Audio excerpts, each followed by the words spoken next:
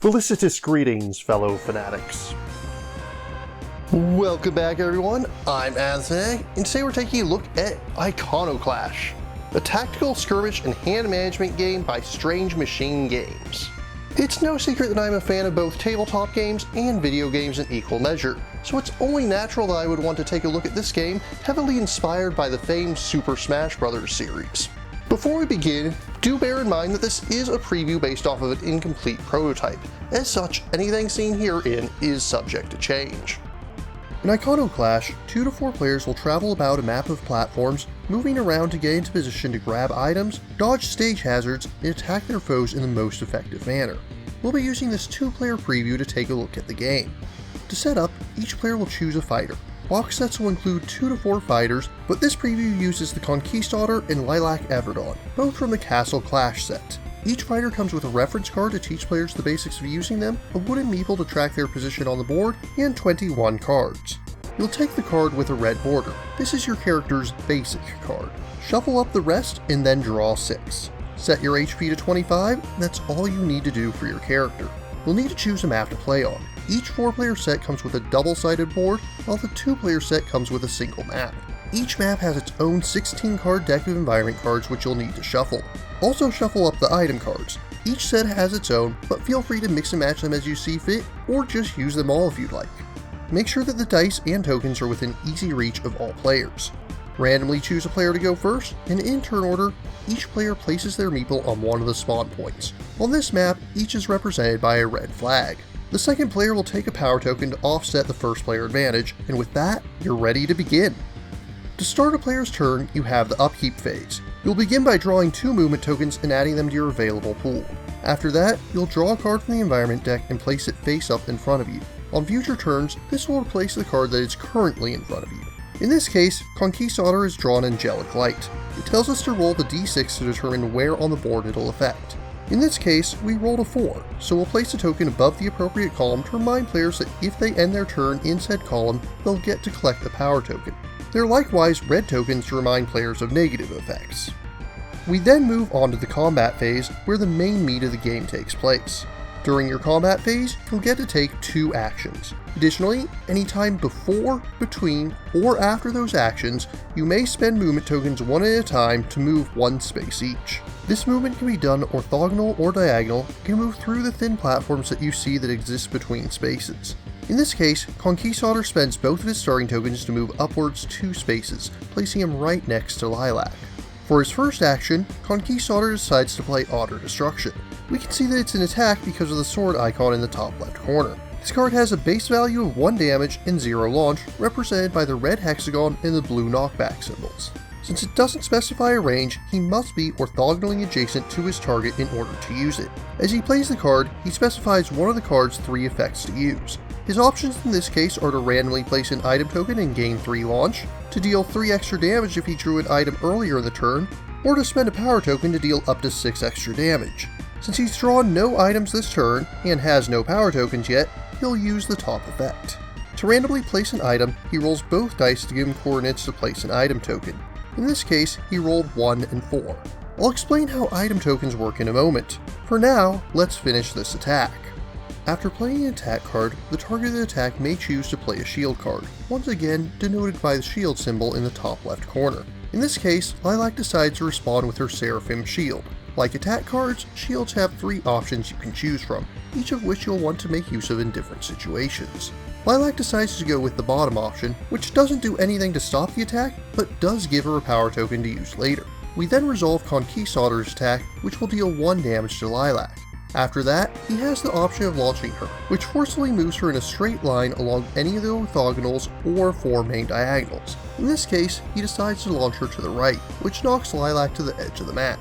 Conquistador still has an action left. He wants to grab that item token, so he decides to take his basic card, Grabby Paws, and discards it to gain a number of movement tokens equal to its boost value, as listed in the bottom left corner of the card.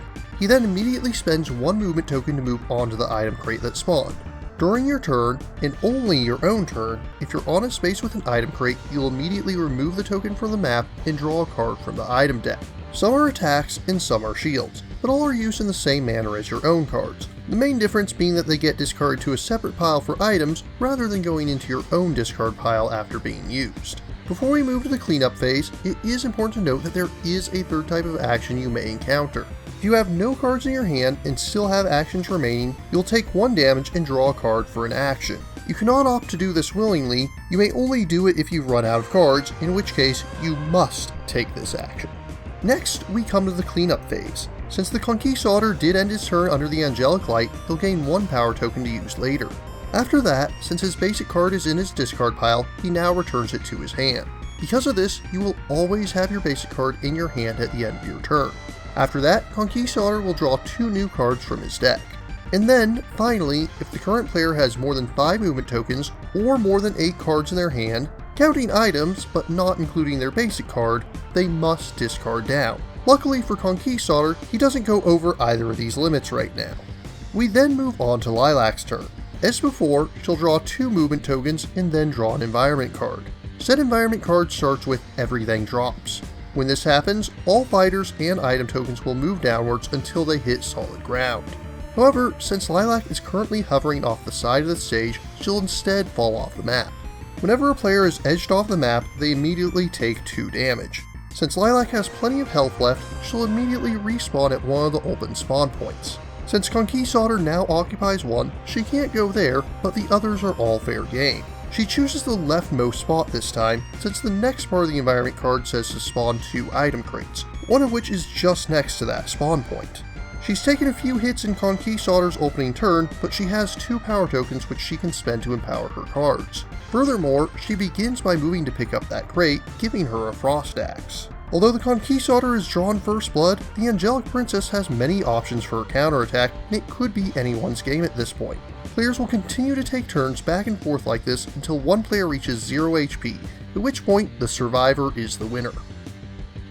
But of course, what makes a title like this so much fun is how each character plays differently from one another. Currently the plan is to have 4 different box sets. Castle Clash and Battlegrounds will each come with 4 fighters created especially for Iconoclash. The level max set is another 4 fighter set, which includes characters crossing over from level 99 games. Namely Kadath from BattleCon, Dex from Millennium Blades, Esphere from Bullet Heart, and Zolt from 7th Cross. Finally, Cross Dimension Zero is a smaller 2 fighter set which features Mr. F from Temporal Odyssey and Diane from Aegis. I'm sure this comes as little surprise to those who are already familiar with my channel, but I'm especially excited to try Diane and have already had a chance to play as Dex as well. I'm certainly not going to go over every character, but using a mod put out for a tournament that Strange Machine recently hosted, I was able to try some of the characters that are not in the publicly available preview. The aforementioned Lilac, Everdaunt, and Conquistador made up my first game. Lilac feels like a well-balanced character with a good mix of just about everything but range. Probably a good choice for first-timers. Conquistador is all about the items. He can spawn in extra item tokens and has alternate uses for item cards. After that, I got in a round where I played as Dex facing off against Spark. In true Muto knockoff fashion, Dex doesn't repeat any cards within his deck, meaning his 20-card deck plus his basic card are all unique. This gives him a great deal of variety and versatility, but also limits his consistency. He also has a couple of especially powerful cards with effects that require you to discard not 1, but 2 power tokens. Spark, on the other hand, is a ranged specialist. In addition to just generally being able to play keep away, she can drain her foes of their movement and often gains bonuses for maximizing the distance between her and her foe. In my final match, I played as Monarch and went against Esphere. Monarch is all about commanding the skies, and often gains attack bonuses if she or her target are in the air, or for attacking from above. Meanwhile, Esphere doesn't deal as much direct damage as other fighters, but she can manipulate gravity, causing drops when she wants to, or even reversing the flow of gravity altogether. As this is a digital prototype, I'll not be going into component quality at this time. What I will say is that the artwork is high quality and each fighter has their own unique pieces of art for them, though it should be noted that some of the crossover fighters are reusing art from their own games. This isn't something that I personally consider a negative, but those who are concerned about things should be wary of it. All in all, Iconoclash seems like a very promising medium-light game. I came for Aegis and stayed for Smash Brothers. Each character plays in a unique and engaging manner. Matches are fast-paced, and the game is simple to both learn and teach. Yet at the same time, there's plenty of interesting tactical decisions to make, and it really does a great job of capturing the theme at once. What BattleCon and Exceed did for Street Fighter, Iconoclash pulls off for Super Smash Bros.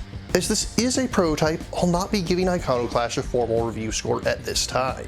What I can say is that as someone who spent a great deal of my preteen through young adult years playing the Super Smash Bros. Games, I'm eagerly looking forward to the release of this one and can't wait to try out the rest of the characters. Iconoclash is coming to Kickstarter. I don't currently have an exact date, but I'll update the video description as soon as I know. If you're interested in backing, trying out the Tabletop Simulator demo, or learning more, links are included in the description. But what about you? What do you think of Iconoclash? What video game-inspired tabletop games do you enjoy? If you've any questions, remarks, or opposing points of view, leave them in the comments down below. And don't forget to like, share, subscribe, and ring that bell. And if you really enjoy my work, please consider funding my channel on Patreon. Until next time, farewell, fellow fanatics.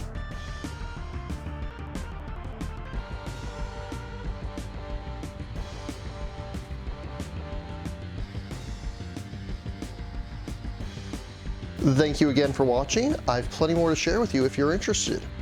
You can click up here above my head to subscribe to my channel. You can click over here on my monitor to see the most recent video that I worked on. Or if you prefer, you can click up here to open this mysterious vault and see what video that the YouTube algorithm has picked just for you.